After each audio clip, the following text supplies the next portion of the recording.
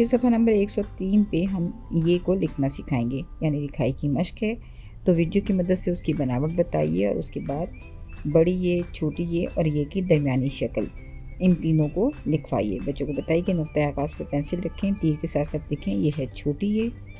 इस तरह पेंसिल को नुक्ता आगाज़ पर रखें, तीर के साथ साथ लिखें ये है बड़ी ये। और तीसरी शक्ल जो कि दरमियान में आती है, ये के अल्फाज के दरमियान में आती है, तो ये अपनी शक्ल बदल लेती है। तो पेंसिल को नुक्ता आगाज़ पर रखिए, तीर के साथ साथ लिखिए, नीचे 2 नुक्ते भी लगाइए। ये है ये जो दरमियान में आती है, उसके 2 नुक्ते भी लगते हैं। उसके बाद जब बच्चे ये लिख लें तो फिर आप यो यो, यॉक, यूनिफॉर्म और यादगार, ये अल्फाज नीचे लिखे हैं, इनको डॉटेड हैं, इन पे आप बच्चों से कहिए कि पेंसिल फेरें और पेंसिल फेरते वक्त बुलंद ख्वानी करें, यानी ज़ोर से पढ़ें। तो यो यो, यॉक, यूनिफॉर्म, यादगार वो लिखना सीख जाएंगे। शुक्रिया।